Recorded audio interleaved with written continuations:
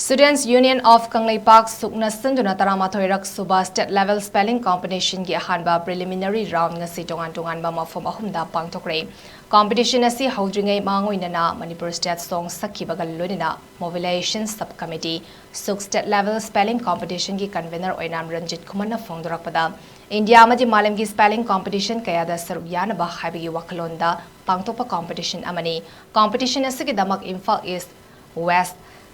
ki oina Manipur University Thawal amasung Kaksing District ki oina Slopland Public School amasung Vistapur District ki oina Mangolnganbi College Ningthakongda Center oina pangthokpa competition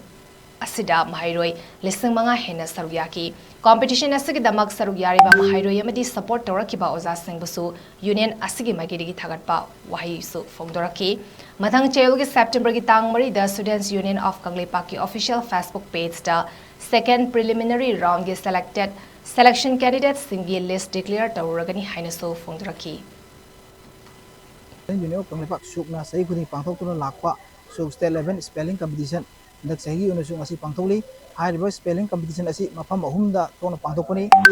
Imphal Center gi oina Manipur University da aduga Thawal and Kaksing Center gi oina Slopland Public School Khongjom aduga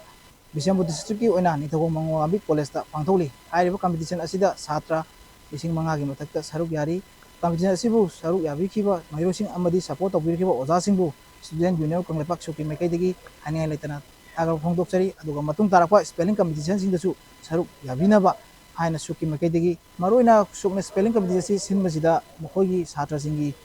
world gi oiba spelling competition oro India gi silakwa spelling competition oro masida saruk yanabu gitamda step ama sukna sinbani habu mai thamjai